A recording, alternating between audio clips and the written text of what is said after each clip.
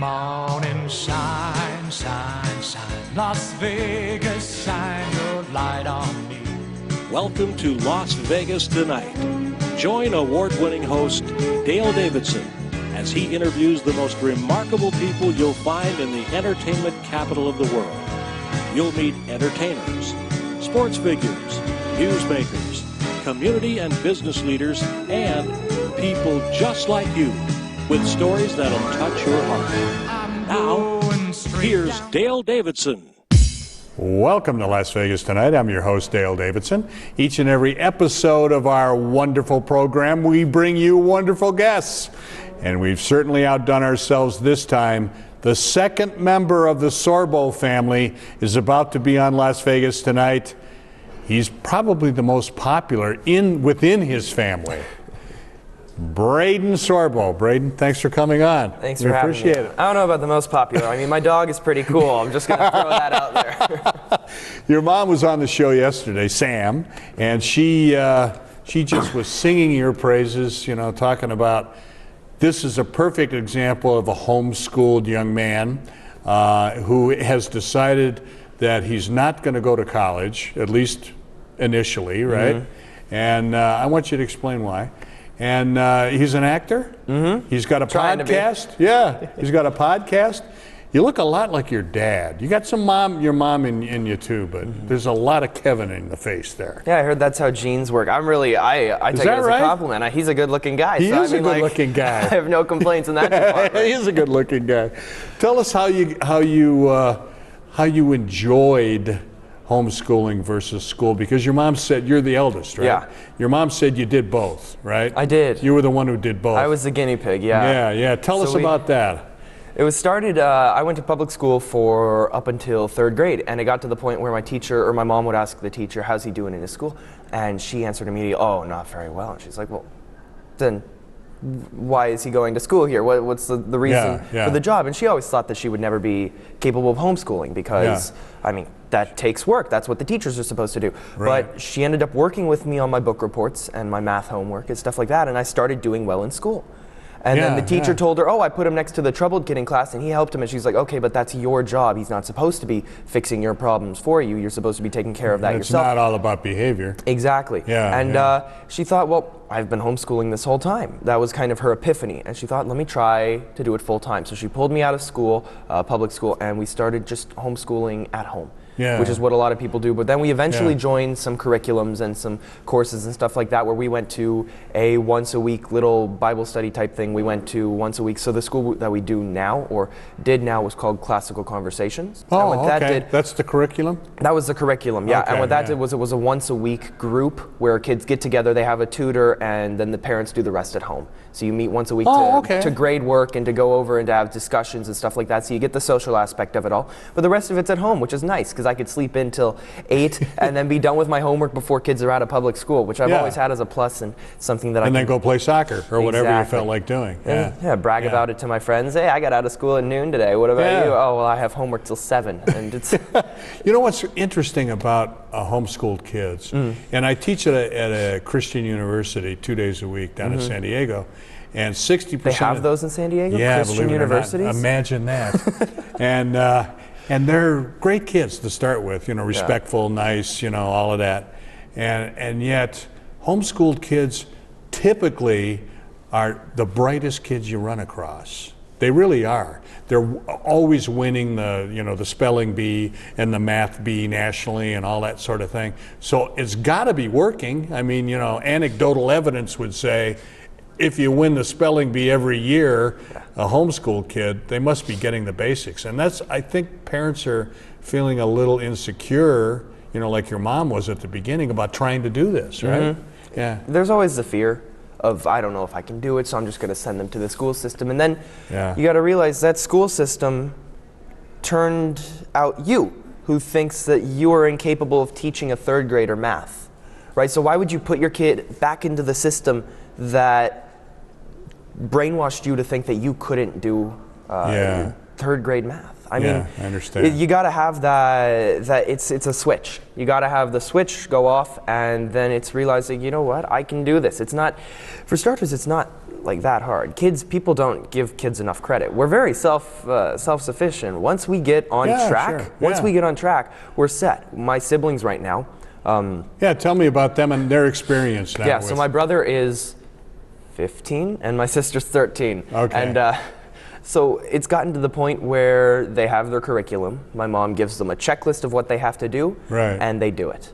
And then what she has is she has her answer keys, and she can go over and grade everything, and that's it. It's not that hard. Once you get us on the right track, kids are able to go and do whatever, right? So we're very independent, and people don't seem to realize that, which is what I kind of hope to bring into the spotlight. So that's what homeschooling's done for me in particular. Now, I never was the brightest with math or chemistry or anything like that. You and me both.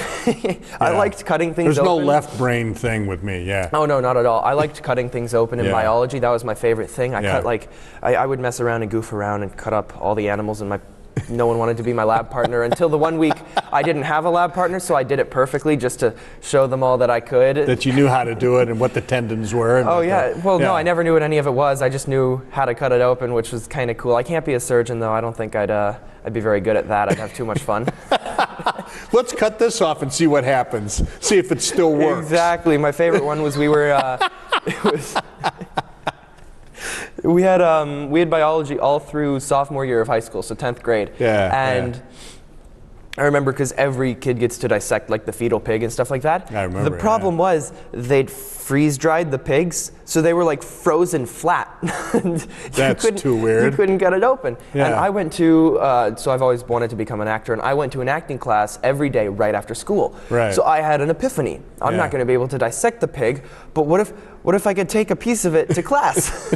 So what I did was I cut the little legs off, and this was the homeschooling aspect of it all. I'm like, I am smart enough to do this. So I got the legs, and I brought them to class, and I had a blast. And if I was in public school, there was no way I'd be able to do that. Kids are forced to follow the exact curriculum, and they're not allowed to have any fun with it. So with the homeschooling aspect, I was able to go bring some pig legs and throw them at my friends during an improv in class and have a blast. Oh, that's hilarious. And my siblings my brother's gonna get to experience that this year. I hope that he tries to do what I did. I mean, maybe not everything because you've been blazing the trail, Braeden. I know. Come on. Let him do it. Well, it just hit me that may not have been the best thing to do.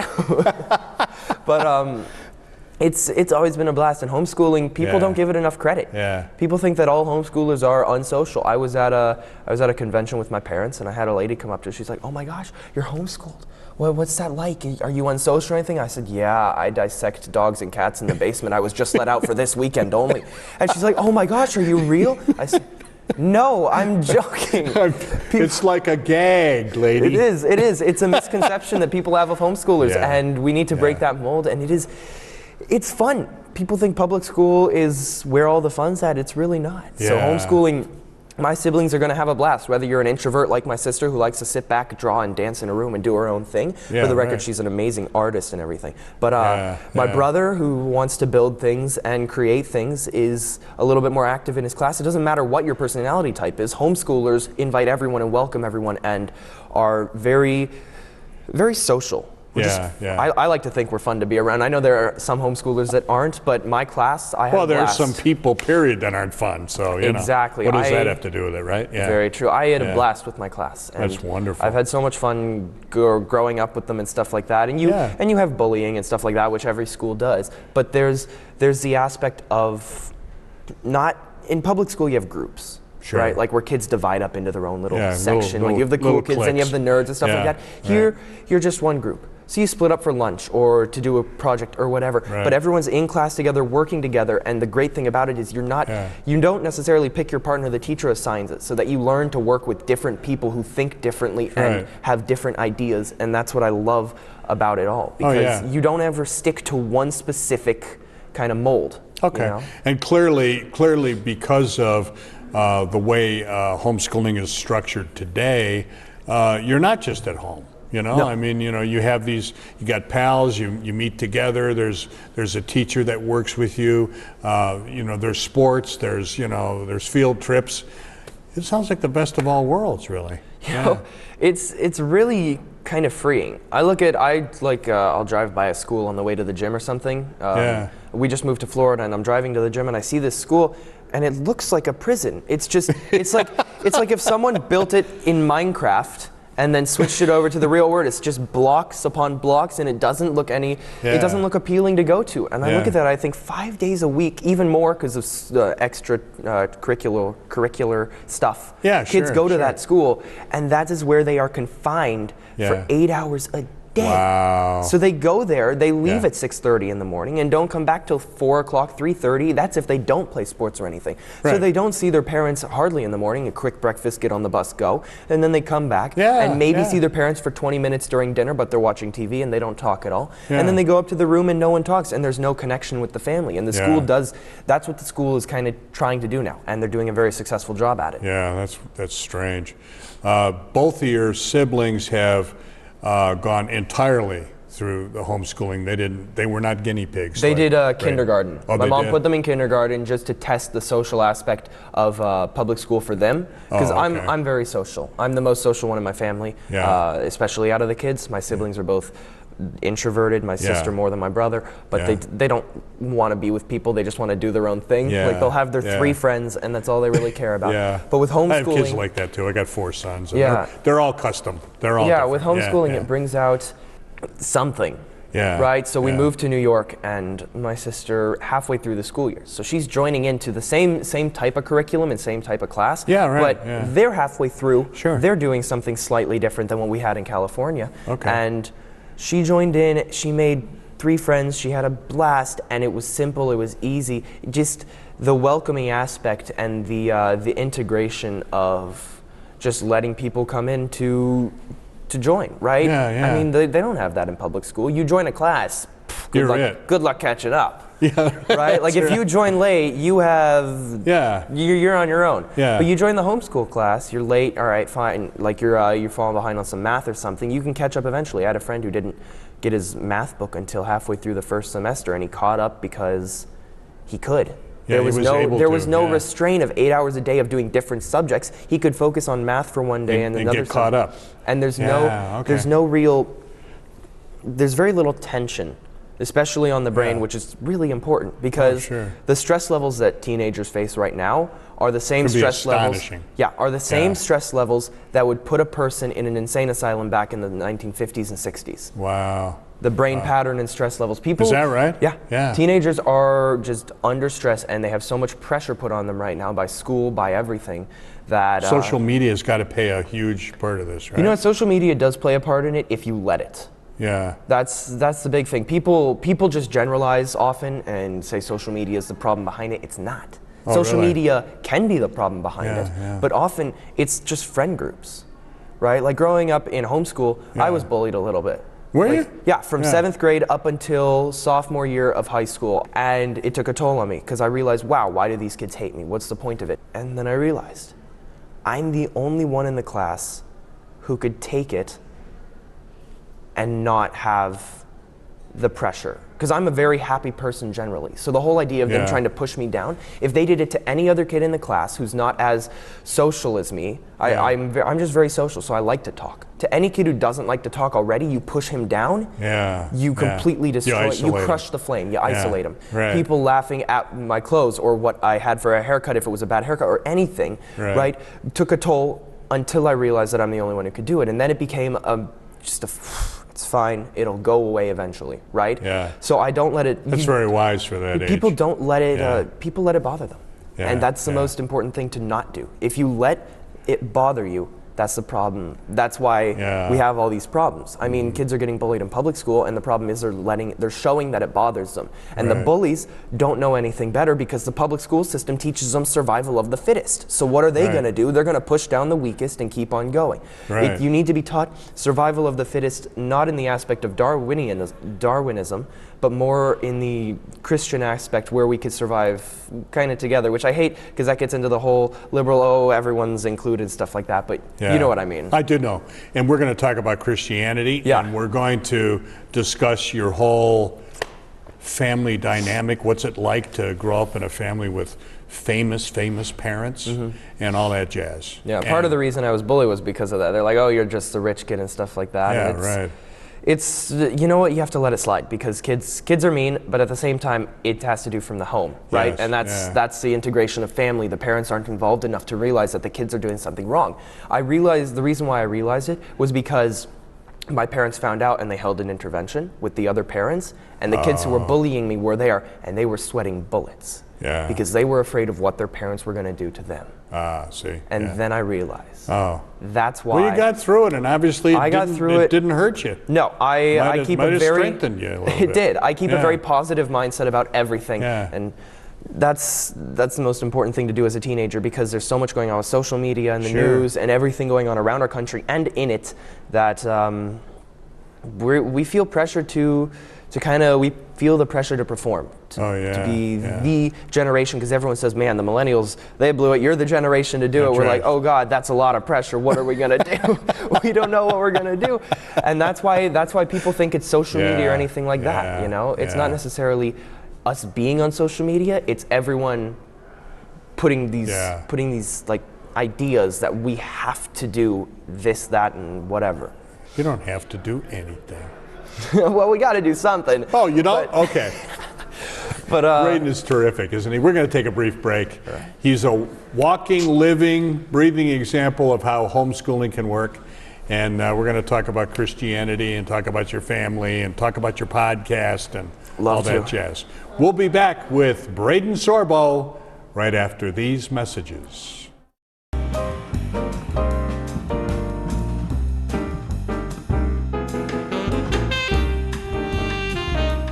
The Lord has made it possible for our show, Las Vegas Tonight, to thrive.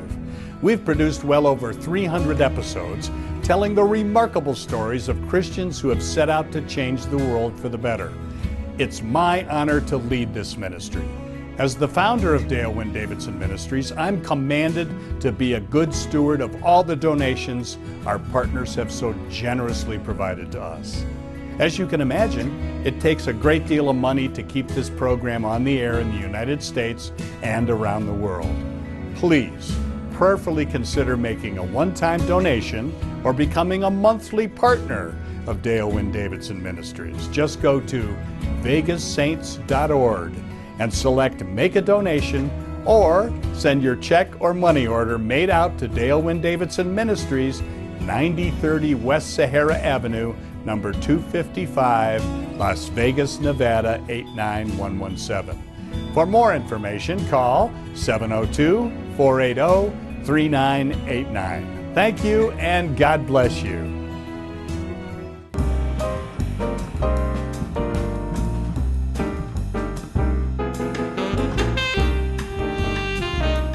And welcome back to Las Vegas Tonight. We are fascinating everyone. We just are because Braeden Sorbo is here, the son of Kevin and Sam Sorbo, famous actors, producers, directors, and he's a famous actor himself. Tell us about your role in the last movie your folks made. So, a really brief, quick intro to why I got into acting was simply because of my parents. Growing up, we talked about how I was homeschooled and stuff like that. Yeah. I've grown up on sets my whole life. Yeah. Because the deal that my mom had was you're not allowed to be away from us for more than 2 weeks. So if you're set to be shooting a film for more than 2 weeks, we're coming with. And that's, so every movie that he did, where he'd be gone for more than 2 weeks, we would come and we would hang out on set every day. We'd get to know the people, the crew, whatever. I found a love for acting because I was on the set and I'd be watching my dad. I'd be like, that's awesome. And you know, every kid views their dad as their hero and stuff like that. But he truly is my role model and my hero, and I want to be more famous and more successful than both my parents combined. And that's my that's my overall goal. And I told them that, and they said, "Good. We want you to have those dreams." They were okay with that. They said, "We want you to be that because that is our goal for you," and that's really. So that's how I got into acting. I originally told him, he said, "Oh God, no, you don't want to do that." But that's the way parents usually are, no matter what the is, but what the profession is. Exactly. But he's since opened up to the idea, and I've been working with them on the past movies. We did Let There Be Light, which was a great Christian drama, that's a terrific Christmas movie. drama. I had a blast filming that. Yeah, I loved that movie. Thank you. It was a lot of fun. And then the most recent one, we just had we just did a little screening here last night. I heard it was like the world premiere here. It was the world premiere. It was Miracle in East Texas. It is a true story of one of the largest oil strikes in the history of America, based in the 1930s. Right. Two con men would go from town to town swindling widows out of their money for oil wells. Right. And what they would do is they would trick them into thinking the oil well was going to get more money, stuff like that, and eventually skip town. Yeah, take the money and run. Exactly. There's a problem with and your dad was one of the con men. He was one of the con men. The problem with the movie, the problem with it was one of the times they strike oil, and that's all I'm going to say about it. But it has got a great, funny. It's got a comedic element to it. It has got a dramatic element. It has got a romantic element. We've won at different film festivals. We've won Best Romantic Comedy, Best Family-Friendly Movie, which is great because it shows that it doesn't fit to one category specifically. They can't put us into one box, and I love it. And we were trying to show it last night. We filled up. It was like, it's a big room. Yeah, it's got like 100 chairs, maybe more. We had overflow. We had to open the doors and put chairs into like the little back room for people to watch through the doors on. Right. And as we tried to play it, the movie started lagging and freezing and stuff, maybe 15 seconds in. And we're like, oh God, this is not good at all. Yeah. And a Wi-Fi problem or something. It was something. So we took the disc out, we cleaned it off, we cleaned the machine a little bit, and we put it back in, we played it, we're like, all right, we're good. And I thought to myself, well, I mean, if anything, we would have won Best Short Film. I love it. That's funny. So we've had a lot of fun with the movie, and the role that I played in it was I play kind of the interviewer. So I'm in the modern era of it, and I go to interview Gossett Jr. Who in the movie is a little boy growing up in the town witnessing all this. So he's now an older man, and we're going to interview him for a school project, and he's telling us the story of the miracle in East Texas. Okay, that's wonderful. And it is a blast, and the best part of the movie, because I'm in it, the best part are said modestly. are the outtakes. We had such a blast filming on set. We have a bunch of outtakes as the credits are rolling, and you want to stay through the whole credits because we have something at the very, very end that's very funny. Okay. And so we said that. So don't get up and leave the theater. Don't you? I will find you. But I got up to introduce the movie, and I said, you got to stay for the credits, and people did, and it was laughing, and it was my first time seeing it too. Oh, really? Because every time, all the way through, because I've only seen the end credits, my bits and stuff for voiceover and stuff like that to make sure everything's good. But every time my parents would invite me to watch the whole movie, I said, I don't want to do it. I want to see it at a festival with a bunch of people for the first time to experience what they're experiencing. And let me tell you, my mom, oh man, she's a tearjerker. She has some great, great scenes, and my dad, you know what, they're my parents, so maybe I'm a little bit biased, but everyone in the movie did a phenomenal job. We have John Ratzenberger, who is Cliff from Cheers. He's the voice in a bunch of Pixar movies. He's the He's funny. He's the truck that guy. Lightning McQueen has to drive him around in cars. He's the piggy bank in Toy Story. He does all of the voices, one little voice in every Toy Story or every Pixar movie. He's in this movie as one of the con men with my dad, and it is their duo that they have together. It just worked. The chemistry. You could tell that it works on screen, but what's great is it worked off screen too. Because when you're in a movie like that, it's important to have people that like each other. Yeah. And they were having a ball. I've been on sets with my parents my whole life, and I very rarely see a whole cast and crew get along. Because everyone's like, oh man, I want this and this and this. Because you could have a great person who sets up lighting, and then the cameraman does an awesome job, and the director does a bad job, and the movie's ruined. Yeah, right. This movie, we had a phenomenal crew that just worked flawlessly. Wow. It was one thing after another. We were going left to right, shot to shot, and we just filmed the movie, and it turned out so well. I'm so excited to once it comes out. I'm very excited for it. Oh, that's great. That's great. So everyone, you got to go. Yeah, I have to go. Miracle in East Texas. It should be coming out in the next year. Okay. We're finishing up the financing for P&A. We're still trying to get that because people don't realize it costs a lot of money to put a movie into a theater. It's $2,000 per screen. I know. In a theater. It's ridiculous. So we're trying to get money for that right now for the publishing and advertising and stuff like that. And that's really interesting. Your parents, I guess, maybe out of necessity, or maybe it was their wish, have gotten into virtually every aspect of the motion picture business, haven't they? Mm-hmm. Is it because they started to concentrate on Christian movies and they had lower budgets? or did they want more control, or do you have any idea? I should have asked So your it's mom never it's never really a control issue. I'm gonna say from what I've experienced, just Yeah. standing in the background witnessing it all. Yeah. My family loves to be involved, and my dad, when he sees, because he's very specific in the way that he thinks the shot should go. And I mean, he's not wrong. He's been doing this for a little while. He knows a little knows better it, than yeah. a director who's on his first film, right? Yeah, right. So he would rather, and he loves directing. Yeah. He'll tell the same story. He started on Hercules. The first episode was, I think it's either The Golden Apple or The Apple. It's the first episode he ever directed, Right. and he fell in love with it there. So getting the chance to direct his own movies has always been a blast for him. So he gets Okay, to direct, good. so he likes to be in front of the camera Yeah. and likes to be behind. He prefers to be in front, but if he can be behind helping as well, Yeah. he would love to do both, and he just wants to be involved as much as possible. Okay, right? good. The more attachment Yeah. he has to it, the more kind of He's invested in it. the more that he's Yeah. invested in it, the Yeah. more that he just, I don't know, it's great. And my mom, Yeah. she writes it. Like, she writes the movies and stuff like that. And Yeah. she's an excellent writer. She's written a couple books Yeah. about homeschooling. I'm sure Yeah, she we talked about one yesterday. I was going to say, yeah. I'm sure she talked Yeah, about them. yeah, So yeah. she's written about homeschooling and everything like that. And then Yeah. And a devotional book too. She Yep. wrote. Yeah, yeah. To match Let There Be Light. Yeah. And she just loves to do the writing side and the producing side of it, because she is also very precise in the way that she wants things, which Yeah. is why my parents work so well together.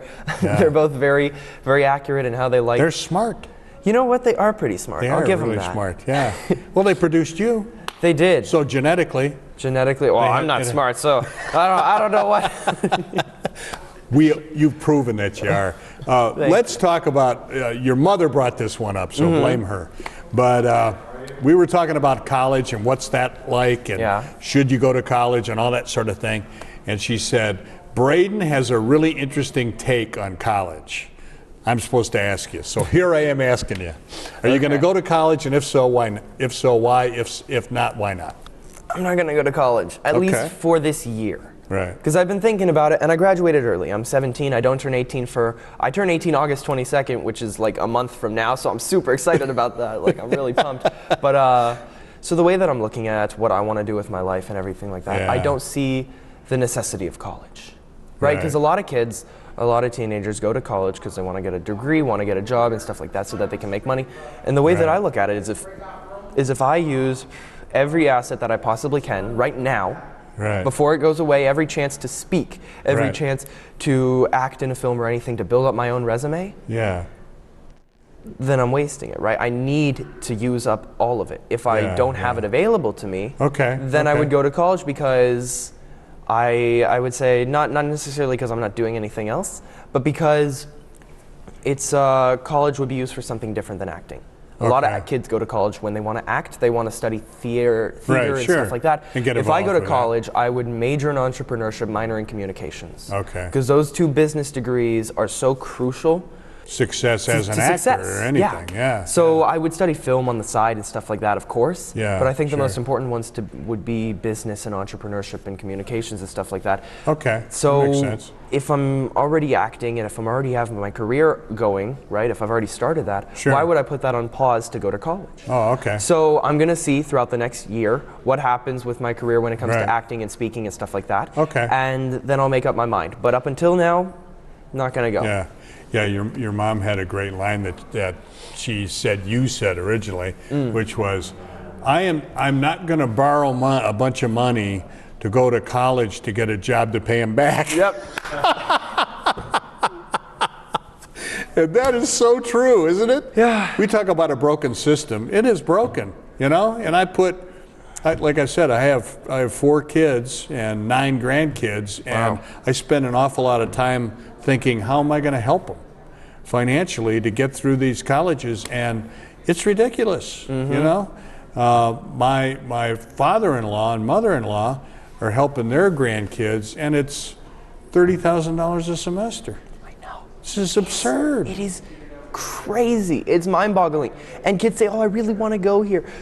It's public school 2.0. Yeah, that's interesting. That's what it is. You say the that. public Yeah, school yeah. brainwashes the kids to think, wow, you got to get into a good college, otherwise you're screwed because everything's going to crap. And if you don't have a good degree, you're going to be jobless and homeless, and you don't want that. And the kid's like, oh my gosh, I don't want that. So they do the SATs, they get to college, they spend $40,000 a year, a semester. Or whatever, so they rack up $160,000 in debt, and then they get a job, and then they spend the rest of the next 10, 20 years paying that debt off, along with a mortgage on a house or an apartment, or starting a family or anything like that. Right. And that is a massive problem with the society today. We brainwash kids into thinking that they have to go to college. Right. You don't have to go to college. Right. There are definitely things that you have to go to if you want to get a job, like as a surgeon, you have to go to medical school, right? Yeah. But good idea. To go into Yeah. acting or to do anything like that, you don't necessarily need a degree. Yeah. Right? Unless it's absolutely crucial for the job you want. Yeah. There's not really a reason to go to college right now, just because it's so financially, it's such a burden. Yeah. Yeah, and I think a bachelor's degree is often used by corporations as a screening device. Mm-hmm. You know, they just say, you don't really need one to do an entry-level job at our corporation. However, we're just going to say you need it, and helps. then that way, that sort of thing. Yeah, those are becoming more and more obsolete, the need to have a degree to get a job, because people are looking at college kids that are coming out right now, millennials and stuff like that, they're thinking, wow, this degree means nothing. Why are are you applying for this job? This is biomedical engineering, not French 17th century art. And they're looking at the degrees that people are getting, and they're saying, all right, taking off the requirement to have a degree to get a job with them, because they're realizing that they're more successful when the kid knows how to think. It's more important to know how to learn rather than to learn how to know. Like a school system teaches you to remember stuff, to write it down on a piece of paper or a test later. Yeah. Homeschooling teaches you to learn things and think for yourself as to how to apply them to real life. Okay. And that's the difference. Yeah, well said. Well said. Thank you. We're going to take a brief break. All when right. we come back, we're going to talk about snowflakes. Oof. We're going to talk about safe spaces. We're going to talk about everything that's wrong with millennials, because after all, you're a Gen Z. I am a Gen Z. And of course, what's wrong with baby boomers, because we're to blame for everything. All that stuff we're going to talk about when we get back with Braeden Sorbo right after this.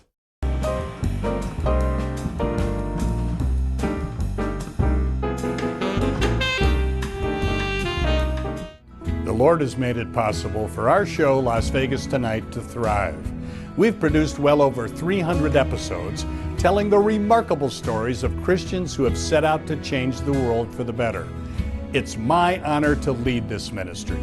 As the founder of Dale Wynn Davidson Ministries, I'm commanded to be a good steward of all the donations our partners have so generously provided to us.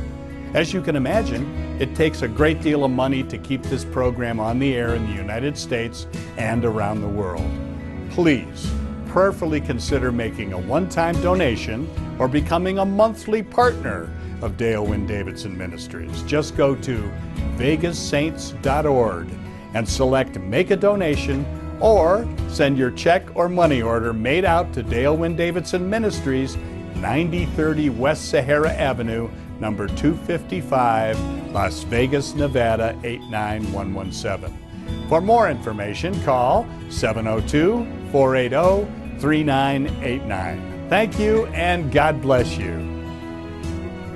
A potential audience of more than 50 million people is reached every week by Las Vegas Tonight. To keep the important message of Christ's love on the air, we need your prayers and financial blessings. Please send your tax-deductible gift to Dale Davidson Ministries, 9030 West Sahara Avenue, number 255, Las Vegas, Nevada, 89117. For a donation of $25 or more, we'll send you a copy of Dale Davidson's new book, Las Vegas Tonight, From Sin City to Vegas Saints. You'll love these inspiring stories of Las Vegas Christians who are changing the world. Or donate to the ministry, or order Dale's book by going to vegassaints.org. That's vegassaints.org. Or call us today at 702 480-3989. That's 480-3989. God bless you.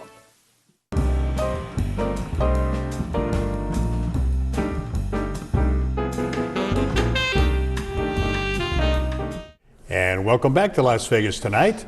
We are interviewing Braeden Sorbo, who I think may be the most intelligent, the funniest, and the wisest 17-year-old in America. Or at least I've ever had on the show. You're too kind. You're too kind. It's all a He's a facade. bright I'm guy. acting. I don't know. Acting. I don't know anything about what I'm talking about. People don't know that. You know, that's the key. I know. Just keep I gotta talking. keep it a secret, so Yeah. don't tell anyone. Okay, let's talk about, during the break, you told me your theory about, first of all, about flirting with girls. Now, this is an important thing that many young people are watching this now, and they want to know how to do this. How do you flirt? How do you make it work, Braeden? How do you flirt? I feel like there are plenty of YouTube videos. I mean, that's what I learned from. You just go watch a YouTube video. You were talking about comedy. the Flirting, use of I was talking about yeah. comedy and everything like that. Yeah. Flirting is the same thing as talking with people, and we've kind of fallen away from that as a society. Yeah. We've lost the idea that, like, if a guy talks to a girl at a party, he's going to be really tight. He can't say the wrong thing or anything because he's so afraid of what might happen in repercussions because of Kavanaugh and stuff like that. Right. People are so afraid to just have conversations. So the most Right. important thing to do, flirting or speaking to people or speaking in general, Yeah. is just to have fun with it. Sure. Right? If sure, you're yeah. uptight and tense, people notice it. It's like, I like to think of it as you're talking to your dog. And I don't mean that like in a derogatory sense or anything like that, but what dogs do is they look at you for And they do this. for key signs. Yeah. Yeah. So whatever you're feeling, whatever your emotion is, they're going to take on that emotion. Yeah. So if you're uptight and tense and you're yelling at the TV because the other team just scored the touchdown Right, and to yeah. win the game and you're mad, the dog is sitting in the corner like, oh yeah, screw that guy. I don't like that ref. Your dog's just as mad as you, and it builds it up. Yeah, That's the right, same way right. with people. If you're Yeah, tense yeah. and you are getting anything like that, people will feel that and Yeah. feed off that. Yeah, yeah. I mean, that's why movies and television go over so well, because when someone cries on screen and they do a really good job of they're actually crying, Right. people feed off that and they feel sad for the person with them. So Yeah. when you're speaking to anybody about anything, the most important thing to do is to relax. Because Yeah. by showing that you're relaxed enough to have like They're how gonna we're mirror talking, that, is what you're exactly. saying, yeah. Like we're friends, we're talking, we're having a good Yeah, conversation, yeah. and it can flow very nicely. Yeah, But if I'm sure. sitting up here tense and I'm just kind of answering in one-word sentences and stuff Right. like that, it's going to be a terrible interview. Sure, No yeah. one's going to have fun. No one's going to enjoy watching it. Yeah, So that's it's right, all yeah. about just having fun, relaxing, conversing, Yeah, whichever conversing, one. whatever it is. Yeah, yeah. Conversing with people, and that is the most important part that we've forgotten. Yeah, that's true. Let's talk about jokes. You are an influencer, social media-wise, I do jokes. and you do a joke every day. Tell us how you got into doing that. So it's a platform called TikTok, Yeah. and there are a bunch of skinny white dudes that are getting millions and millions of followers off of basically like looking into a camera and going like this.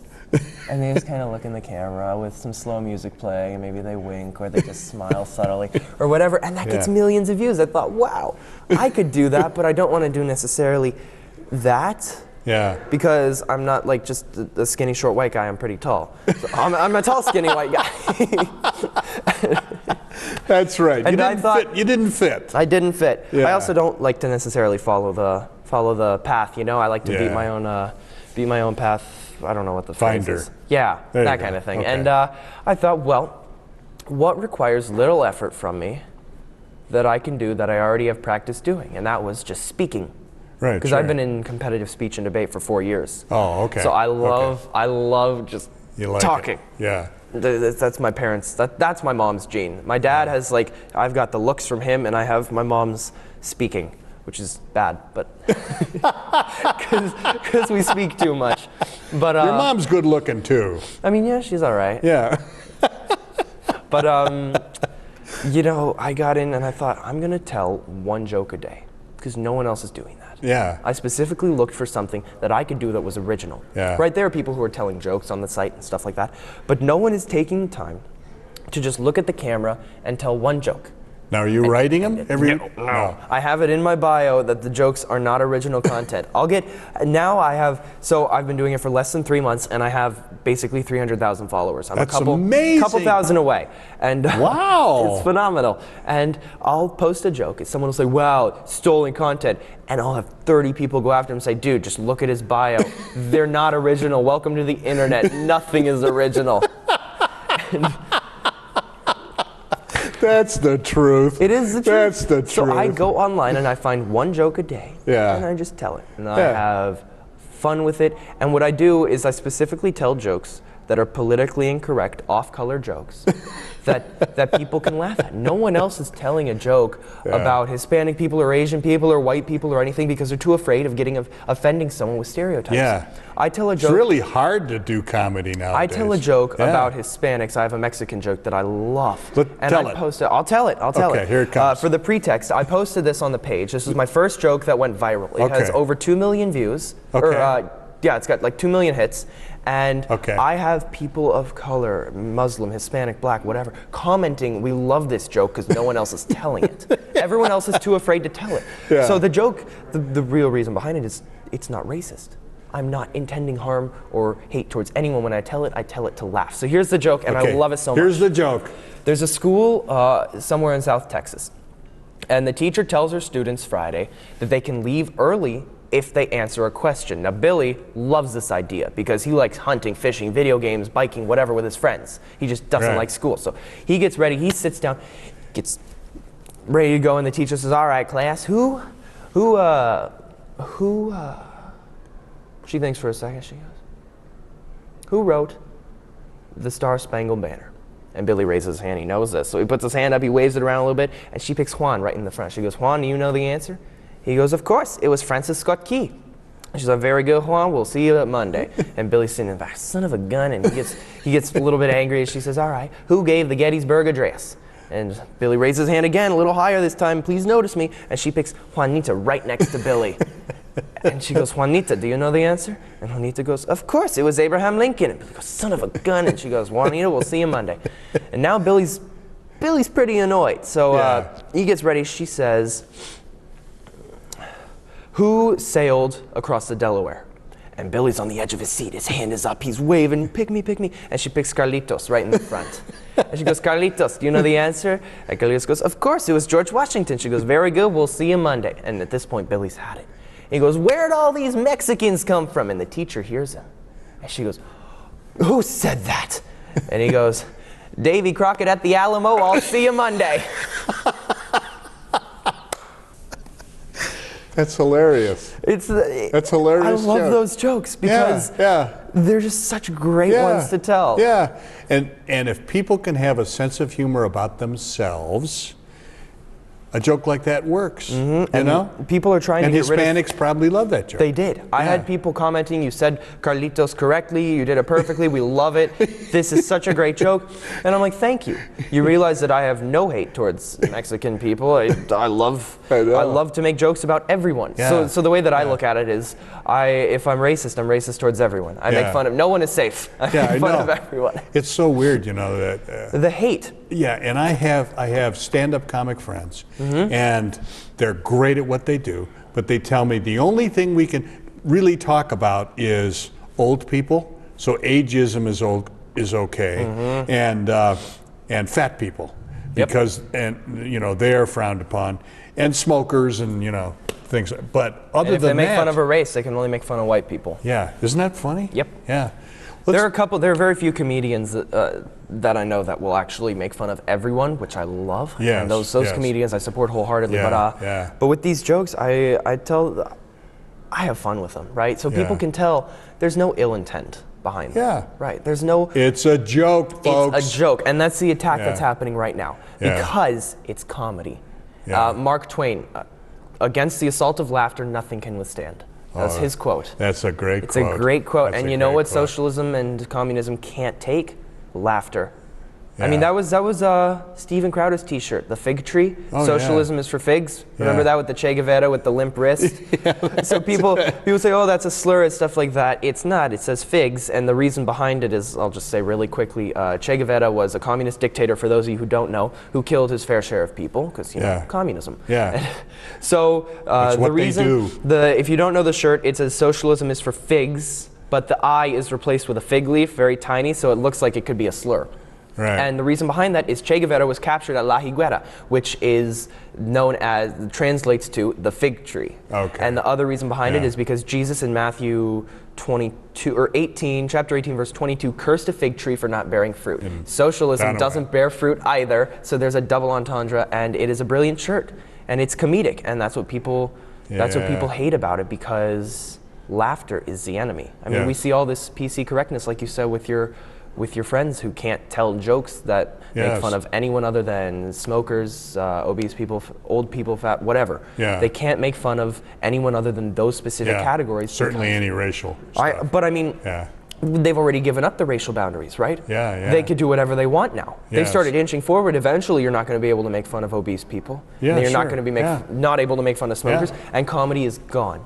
Because what else is there to laugh at? Yeah, that's the end. The whole point we can't laugh at ourselves. Nope. The whole point of comedy is to escape reality and laugh at yourself and other people without meaning harm. Yes, indeed. Indeed. That's literally what it is. Comedy is an escape where you could say things that you will not say to people to personally attack them. You say it to make people laugh. So you go to a comedy club and someone makes a joke about cops and black people or whatever. Yeah, whatever it is. And you think, oh, that was funny. But the problem is you're not allowed to say that anymore because, wow, that was racial tonality and racist and all these things. And they get rid of it. And people say, no, that's not what the intention behind it is. That's not the intention was.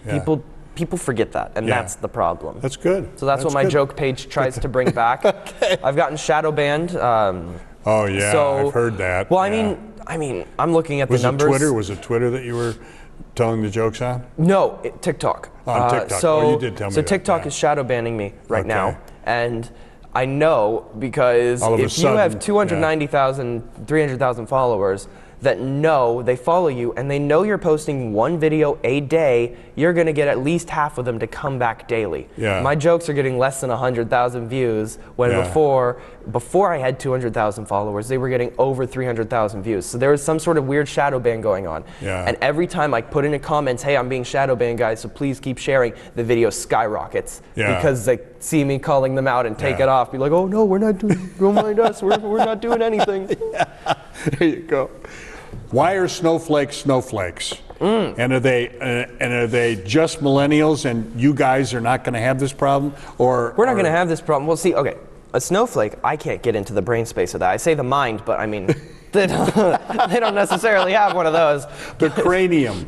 It's the same thing as the attack on comedy. They want to get rid of everything and anything. There was a book by, I think it was Ayn Rand, Anthem. I think was the name. Okay. And the book is it's a futuristic novel. Right. Where every person, comedy is gone, fun is gone. Everyone works a job, and they don't have names anymore because names are too personal. So your name is Liberty 3562, and then they have Medallion 4783 or whatever. So you identify as those, as a word and some numbers. That is how they mark you. They tag you like that. Comedy is disbanded.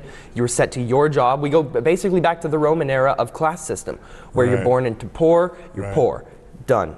No moving. You're born into the middle class, can't get out, can't go below, whatever. That's what the book is. It's like George Orwell's 1984. It's a prediction of the future. And the scary thing is, if we keep on the track with the snowflakes, we're headed that way. It's gonna come true, and that's not necessarily what we want to do. Yes. Because I don't know about you, but I like the idea that in America you could start out dirt poor and become filthy rich if you work hard enough. Right? That's the beautiful thing. It is. Let's talk a little bit about faith and Christianity. You were raised as a Christian. You have friends who are and friends who aren't, right? Yes. Yeah, show us. Of course, I have my little cross here. Got his cross on, Why should someone your age let's put it that way, who has not been exposed perhaps by their parents or at home or by a church, why should they be Christians? You don't ever force, Christians don't usually force beliefs on anyone. So it's more of a open your eyes, right? Whether you believe in another religion or the Big Bang or anything, you look at the complexity and you have to think that there was a maker. Like, take my chapstick, for example. Right. Someone made this, right? Sure. It didn't just poof into existence. My shirt, it was made by someone. Sure. It didn't poof into existence. Right. Why, if the Big Bang exists, this is just to say that, why if the Big Bang exists, is there not a watch popping up on this table right now? Or Right. something popping up in the next room? Right. Someone has to design something, right? Like Right. with a car. The engine didn't just come into existence. Someone had to intricately design it piece by piece. Sure. Humans are intricately designed. You look at the eye. 200,000 rods and cones that all work perfectly so you could see color, Yeah. along with hundreds of thousands of other things in the eyeball alone Right. to make it so that you can see. Right. And you try to say that there isn't a brilliant creator behind it all is mind-boggling. So for me, it really is, it's a faith aspect, right? Like, you believe in Jesus, you believe in redemption, and you believe that there is a heaven and a hell and a Satan who's trying Right. to destroy you. everything. Yeah. It is a factor of that. But the other thing is, you look at the science behind it. I mean, there's no possible way that we would be so intricately designed all by chance. And the problem is, if we are designed by chance, then nothing matters. We can do whatever the hell we want, because morals are a social construct. Yes. If there is a God, however, we get our morals from Him. That is why we know it is wrong to stab someone, or Right. to rob a house, or to do any of these things, because we have a moral compass built into us that shows us the difference between right and wrong. Sure. And that's just my take on it, right? But that is the way that I've always perceived it. You look at it from the scientific standpoint, which not many people do. Everyone's like, oh, wow, you're Christ, Jesus guy, you got to go follow him every Sunday and drink his blood and stuff. And and you have communion. Yeah. But in the church, there is such, I would say welcoming, like homeschooling, because homeschooling and Christianity often go hand in hand. But there's such a welcoming aspect of it that it's really hard to shy away from, right? There are bad Christians, just like there are bad people in the world. There are people that aren't really actually Christian or anything, that pretend to be for whatever benefits Christians get. I don't think there are very many anymore nowadays. But Yeah. it's just, you just look at it, you make up your own mind. I'm not going to impose my beliefs on anyone, because you do that, it's like conversation. If I go to tell you what you're doing is wrong, why are you going to listen to me? Sure. Right? Sure. If a golf expert tells me what's wrong, I'm going to listen to him. Yeah. Right? Yeah. But if some random guy comes up to me on the golf course and says, hey, your swing is wrong, I'm going to say, Who are you? okay, cool, thanks. Right? Because you dig your heels in. That's what humans are built to do. Yeah. So if some teenage kid, tries to say, hey, you got to follow Christianity because God loves you, you're going to say, wow, really? That's the best you got? But if I say if you think of it yourself, right, all it takes is to get the idea that there could be something out there, right? And people say Christianity is restricting and stuff like that. It's not. Yeah. All you have to do is not be a bad person. Like, you just have to not kill people and rob people and have affairs. Yeah. Right? You have to say, all right, I believe in this Jesus guy. I think that he lived. It's proven that he lived. Oh, yeah, Even the Quran admits that Jesus was a person who walked the earth. Right. Right? Whether or not he was God, people are Yeah. debating. But you think of it and you Yeah. just think, what if the chance is that he's right? Yeah. Right? Like, what if God does exist and there is a heaven and you believe it and then you get to go? And then you think, what if it's wrong? What if there is no heaven? What if there's nothing? Right. Okay? So you spent your life being a good person to other people. Yeah. What did you lose exactly? What did you lose? Yeah, Right? yeah. So it really gets to the aspect of you have nothing to lose. Yeah. You know? That's Whether great. you secretly go to church and don't tell anyone you're a Christian, or whether you go to church and say, hey, I'm a Christian, Right. you don't have anything to lose. Yeah. Yeah. If anything, you grow because you learn to appreciate things more. Sure. Right? So sure. you look at everything, you say, wow, that is beautiful. That is beautiful. The fact that, like, tarantula hawks know not to kill a tiny frog and to let it live in their burrow with them, because the frog has been designed to eat the insects that are going to destroy the tarantula's eggs. Right. That's an accident. I mean, just how it all works. Yeah. Birds eat seeds, then fly around pooping them and planting trees randomly. Squirrels forget where they bury their nuts and a new tree comes up. Yeah. Like, it's too coincidental in my mind to not be true. Yeah. If that makes sense. Yeah. It's brilliant. Brilliant. Thank you. Well done.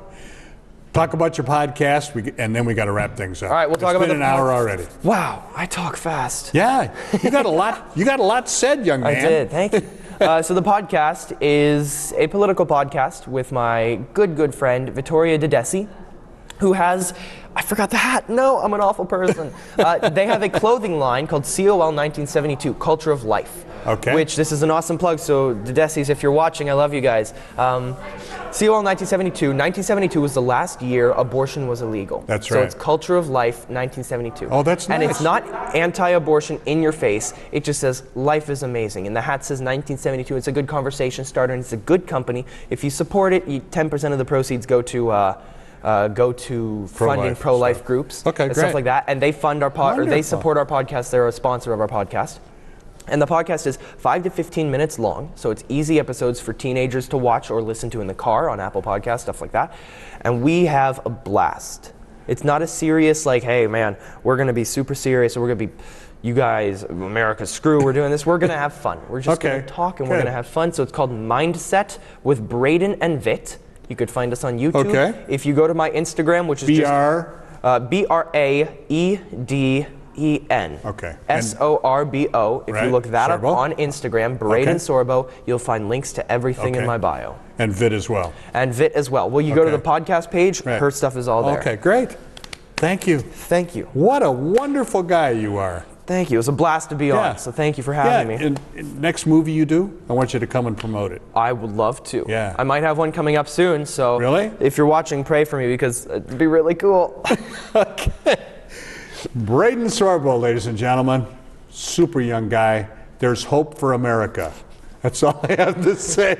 Young guys like Braeden is terrific. Thank you. Thank you so much for watching Las Vegas Tonight from Freedom Fest here at the Paris Hotel in Las Vegas, Nevada. God bless you, and as I try to remember to say each and every episode, when it comes to Jesus Christ, please walk with him. God bless you. The Lord has made it possible for our show, Las Vegas Tonight, to thrive. We've produced well over 300 episodes telling the remarkable stories of Christians who have set out to change the world for the better. It's my honor to lead this ministry. As the founder of Dale Wynn Davidson Ministries, I'm commanded to be a good steward of all the donations our partners have so generously provided to us. As you can imagine, it takes a great deal of money to keep this program on the air in the United States and around the world.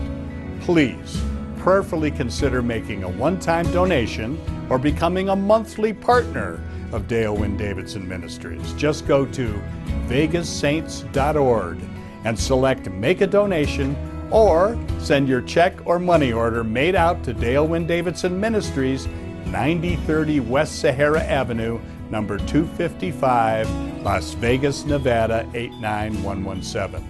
For more information, call 702-480-3989. Thank you, and God bless you. You've been watching Las Vegas Tonight with Dale Davidson. Send your tax-deductible gifts to Dale Davidson Ministries, 9030 West Sahara Avenue, number 255, Las Vegas, Nevada, 89117.